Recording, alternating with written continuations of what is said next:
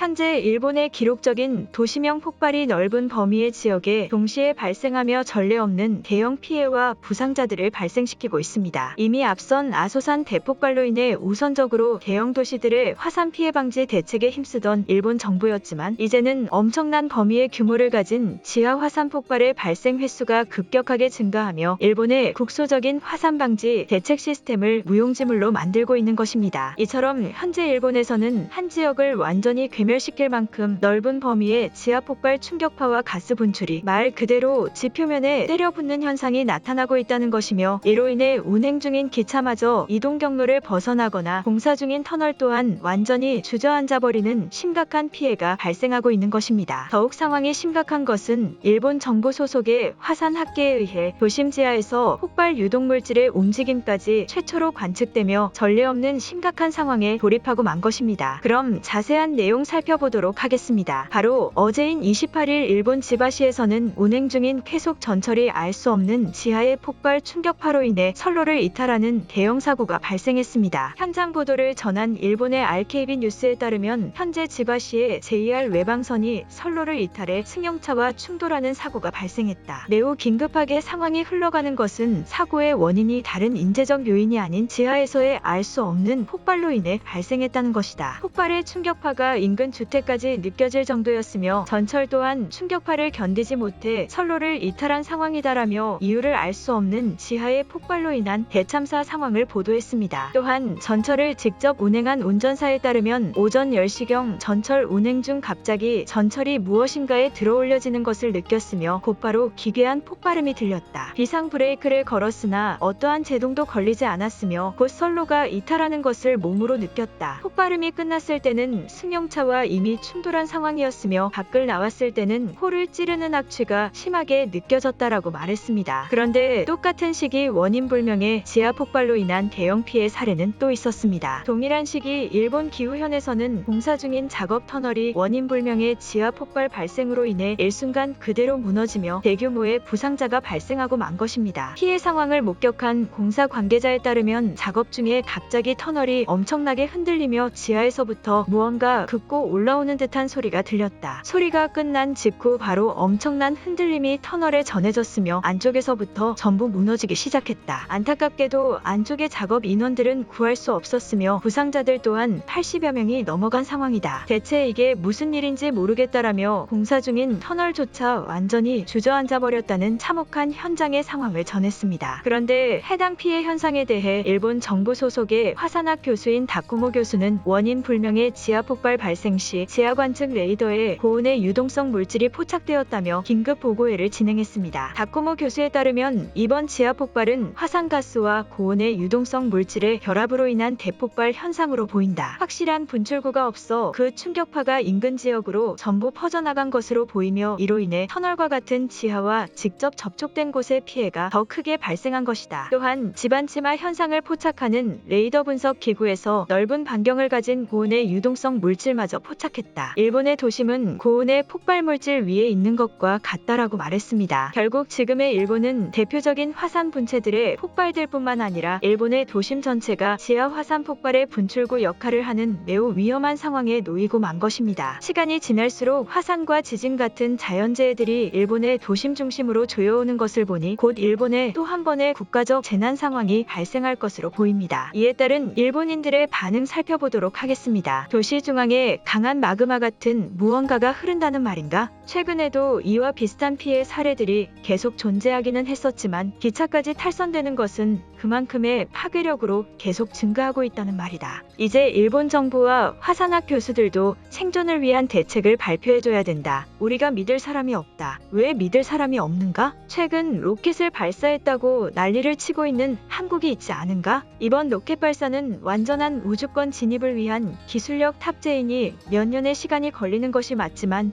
지금의 일본처럼 사방이 자연재해로 둘러싸인 상황에서는 한국에 소형 로켓이 있다면 이것을 탑승해서 탈출이 가능할 것이다. 이제서야 한국이 왜 로켓 개발을 급하게 발표했는지 이해가 되는 부분이다. 역시나 한국은 우리와의 형제나 다름없었다. 계속해서 일본인들이 한국에게 피난에 대한 도움을 요청했었는데 한국은 그것을 로켓을 통해 해결하려고 한 것이다. 이번 발사는 일본인들을 이동시키기 위한 일종의 안심하라는 발표였던 것이다. 한국은 우리와 바다를 사이에 두고 엄청난 거리로 떨어져 있다. 소형 피난 로켓을 즉각 개발하고 받아온다고 하더라도 그 사이에 무슨 일이 발생할지 모른다. 이번 기회에 차라리 한국의 로켓 발사 기술을 우리에게 전부 전수해주고 일본이 자체적인 피난 로켓을 개발하는 것은 어떨까? 물론 그럴 시간이 부족한 건 사실이다. 1년 전부터 시간이 부족하다는 말을 하며 한국인들을 닥달하기만 했었다. 하지만 지금의 상황을 보면 결국 1년 동안 한국은 우리를 위해 어떠한 피난용 물품도 개발해주지 않았으며 지금의 일본은 도시마저 화산 폭발에 둘러싸인 절망적인 상황이라는 것이다. 결국 우리가 생존하고 싶다면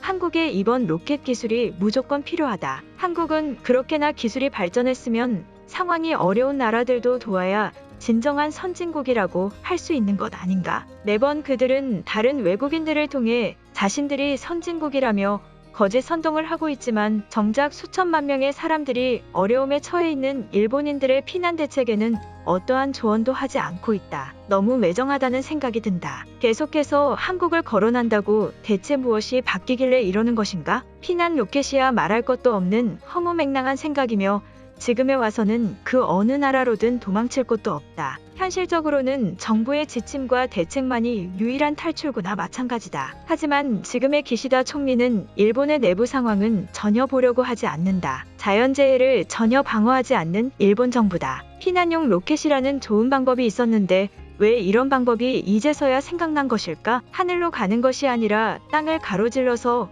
바로 한국으로 이동 가능하다면 그것은 지금까지 나온 피난 방법 중 제일 효율적인 방법이 될 것이다. 한국의 이번 로켓 발사로 인해 우리 일본인들도 좋은 아이디어가 떠오른 것이다. 이것은 행운이다. 실제 지금 많은 사람들이 거론하고 있는 대피 방법이 실현 가능하다는 말인가? 나는 아무리 생각해도 그곳의 사람이 얼마 타지도 못할 뿐더러 이동하다가 어디 부딪히기라도 한다면 더욱 큰 피해가 될 것이라고 생각된다. 만약 나보고 한국행 로켓을 타라고 한다면 안 탈 수도 있을 것 같다. 더 안전한 방법을 찾아봐야 된다. 기차 탈선 사고가 발생한 지역에서 거주 중인 지인의 말에 따르면 엄청난 폭격음이 땅에서 들렸다고 했다. 비슷한 날짜에 지진까지 발생했던데 만약 지하 폭발이 화산과 조금이라도 연관이 있는 것이라면 지진과 화산이 동일하게 발생되었다는 증거가 된다. 일본의 중심지까지 자연재해에 둘러싸인 매우 위험한 상황이다. 지금의 일본 정부는 우리를 구하기 위해 한국과 계속 회담을 진행하려고 하지만 한국의 대통령이 거절하고 있는 상황이다. 어쩌면 한국은 매우 비열하게도 우리의 자연재해 상황이 이 정도로 극한까지 치닫을 것을 예상했을지도 모른다. 우리와의 모든 교류를 단절하고 일본이 어떠한 대피 방법도 못 쓰게 우리를 고립시키려 한 것이다. 오늘 영상은 여기까지입니다. 제 영상이 도움이 되셨다면 구독과 좋아요 부탁드리겠습니다. 감사합니다.